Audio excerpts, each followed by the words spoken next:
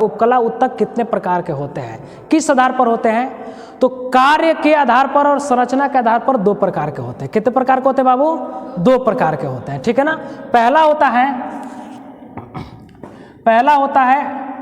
आवरण, ठीक है ना। पहला होता है आवरण उपकला। आवरण उपकला, इसको इंग्लिश में कहते हैं कवरिंग इपिथेलियम।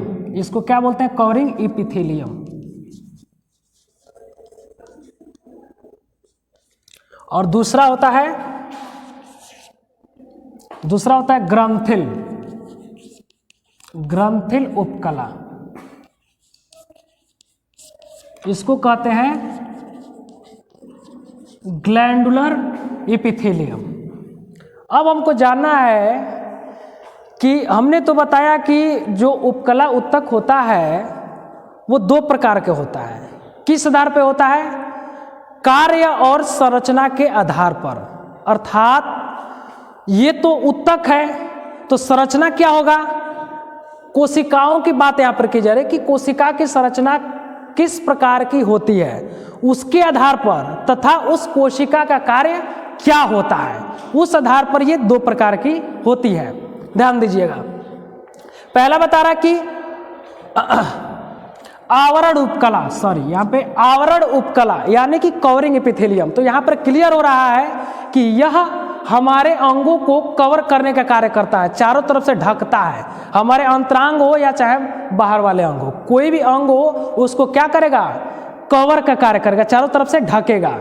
दूसरा है ग्रंथिल उपकला। ग्रंथिल उपकला का मतलब ये हुआ कि जहाँ पे कुछ ग्रंथियाँ होती हैं जो कुछ पदार्थों का स्रावण करती हैं, रासायनिक पदार्थों का स्रावण करती हैं या तैलीय तरल पदार्थों का स्रावण करती हैं, वहाँ पे कुछ उपकला उत्तक पाया जाता है, अर्थात उससे बना होता है, ठीक है ना। तो यहाँ पे हम लोग पढ़े उपकला उत्तक के दो प्रकार। अब इनको हम क्या करेंगे? एक एक करके पढ़ाऊंगा। पहला है आवरण उपकला और दूसरा है ग्रंथिल उपकला। तो सबसे पहले हम क्या चीज का अध्ययन करेंगे? आवरण उपकला का। चलिए देखते हैं कि आवरण उपकला क्या होता है, ये कहाँ कहाँ पाया जाता है, इसका वर्क क्या है, ठीक ना। आवरण शब्द से यहाँ पे समझ में आ रहा है कि यह अंगों को कवर करता है। जैसे यहाँ पर बताया गया कवरिंग एपिथेलियम, जो यह उत्तक होता है यह अंगों को कवर्ड करने का कार्य करता है, यानी कि चारों तरफ से आच्छादित करता है। कोई दिक्कत समझने में? अब इसकी बात की जाए कि ये कितने प्रकार के होते हैं, तो यह संरचना और कार्य के आधार पर दो प्रकार के होते हैं। संरचना और कार्य के आधार पर दो प्रकार के होते हैं। कौन कौन से होते हैं बाबू? पहला हो जाएगा आवरण उपकला, पहला हो जाएगा सरल उपकला, सरल उपकला,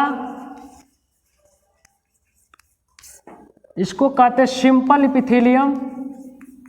इसको नोट करते रहिए, सिंपल एपिथेलियम। और दूसरा होता है संयुक्त, संयुक्त उपकला, संयुक्त उपकला।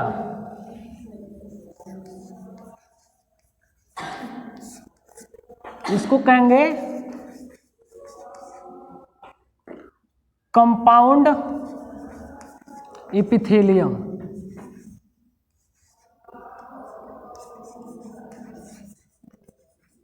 ठीक है ना बाबू। हम लोगों को इसमें क्या समझना है, ध्यान दीजिए।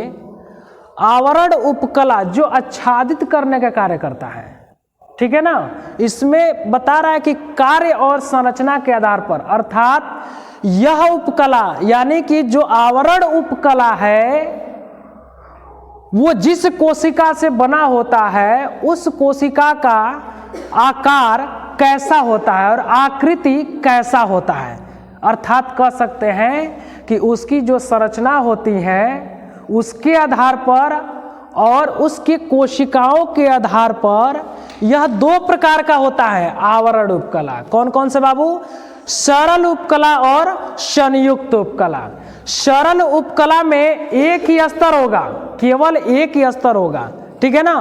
और वो भी इसको जब पढ़ेंगे, जब इसका अध्ययन करेंगे तो पढ़ेंगे कि इसकी कोशिकाएं जो होती हैं वो किस आकार और आकृति की होती हैं और उसका कार्य क्या होता है और कहाँ कहाँ पाया जाता है, ठीक है ना। उसी तरह से दूसरा पढ़ेंगे संयुक्त उपकला। संयुक्त उपकला का मतलब कि संयुक्त से प्रतीत होता है कि यहाँ पर कंपाउंड भी शब्द दिया गया, इससे प्रतीत होता है कि इसकी जो स्तर होगी वो एक से अधिक होगी, यानी कि कई स्तरों में व्यवस्थित होगा। संयुक्त उपकला जो होगा वो कई स्तरों में व्यवस्थित होगा, ठीक है ना।